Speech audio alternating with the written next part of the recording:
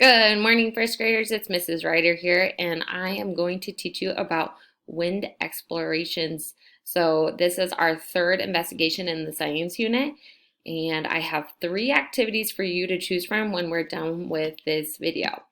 You can choose three instruments to build. You can build all three, or you can just choose one. One is an anemometer, a wind vane, or a pinwheel, but I'll show you more about it. Let's get started.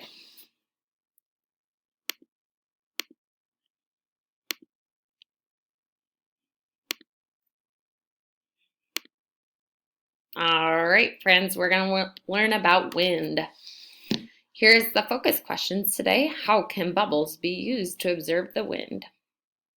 How strong is the wind today? How can pinwheels be used to observe the wind? What does a wind vane tell us about the wind? What weather conditions are good for kite flying? So I notice all those questions have one same word. What word does all those questions have the same? You're right, all four of these have the word wind, and this one has weather. So we are going to be focused on the word wind today. We have some other new words like pinwheel and wind vane and kite flying. So we are going to get started. Here we go. Bubbles in the wind. What moves bubbles around? You're right, the wind moves bubbles around. So when you go outside and you blow bubbles, the wind is going to take your bubbles in one direction. It's not going to take them all over. It's going to take them in one direction. It might go this way, it might go that way, it might go behind you, it might go that way. But all your bubbles are going to move in the same direction. It might go up or straight. So how can bubbles be used to observe the wind? So bubbles are a tool that we can use to help determine things about the wind. The bubbles can show the direction the wind is blowing. So it might be blowing north or east or south or west. And bubbles can show how strong the wind is or how fast it's moving. So if it's not a very windy day outside, the bubbles are just going to slowly move. But if it's a really windy day, they're going to move really fast. And bubbles can show the changing direction and speed of the wind. So sometimes the wind might be blowing one direction, and then all of a sudden it might start blowing a different direction and stay there for a while. So we can use bubbles to determine if the wind changes direction, or if sometimes it could be a really windy day and then it slows down and isn't such a windy day.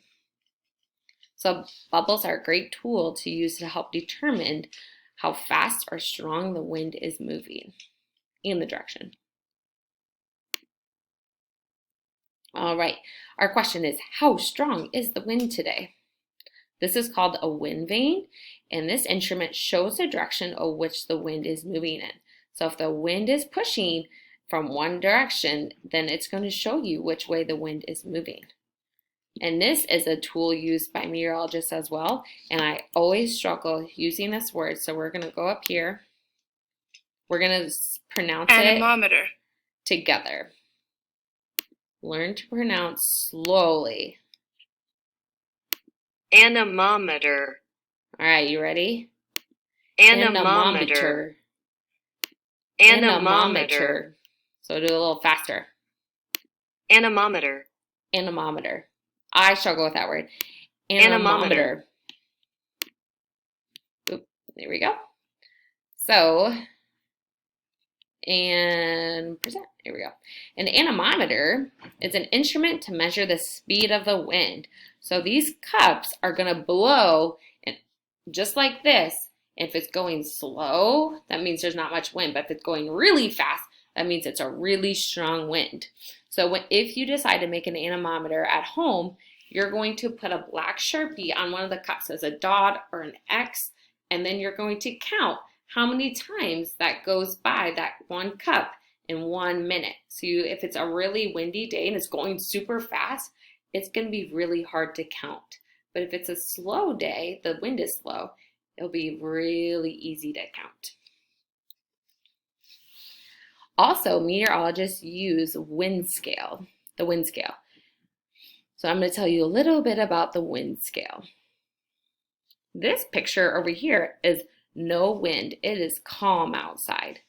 That means that the house and the tree and the flag are not moving.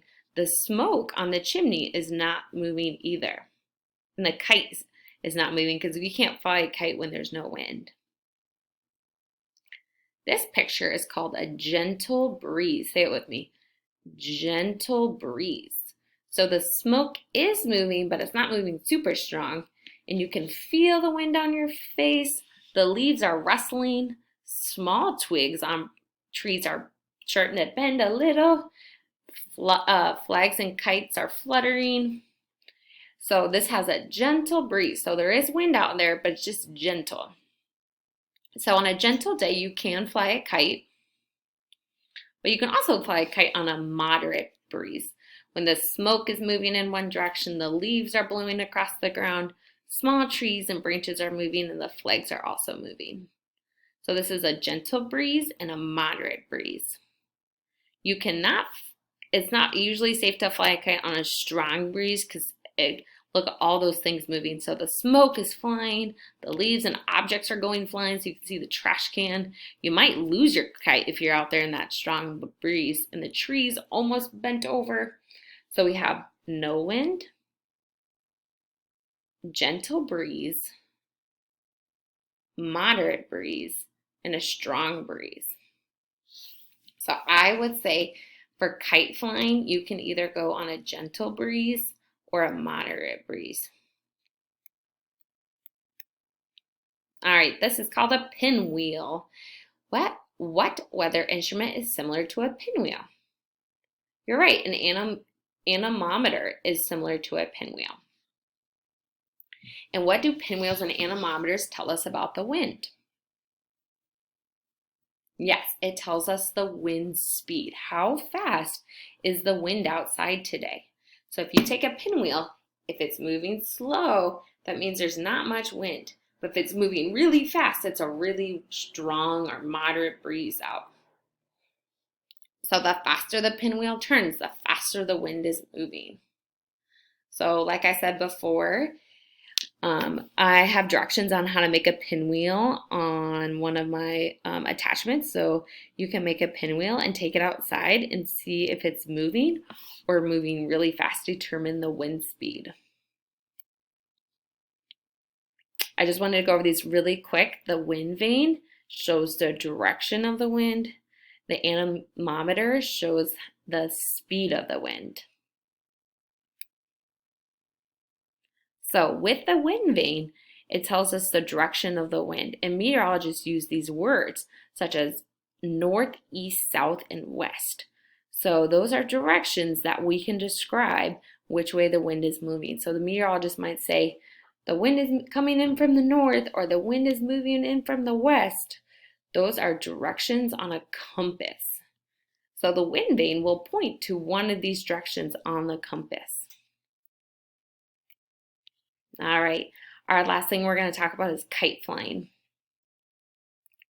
Oh, I know kite flying is so much fun, but also it helps us determine lots of things about the wind as well as having fun. How do you think a kite uses air?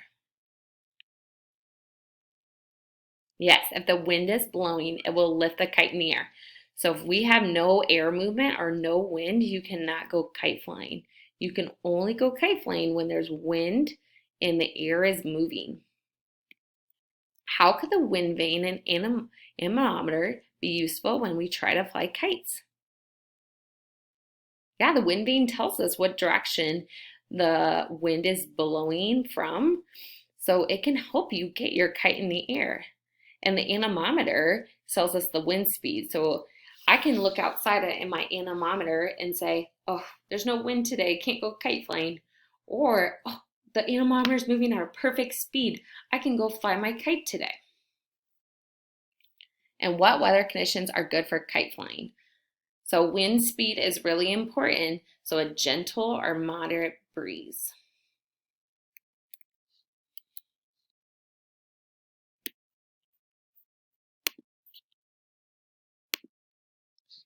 All right, friends, that's all I have today about wind. So 3 options. You can build a wind vane, a pinwheel, or an anemometer. So I want you to choose one. If you want to do all 3, that's great. But I want you to pay attention. How strong is the wind today at your house? Is it calm, no wind, gentle, moderate, or strong? If you build one of those 3 tools, those 3 science tools, please send a picture to your teacher. They would love to see it. Have a fantastic day, friends. Bye.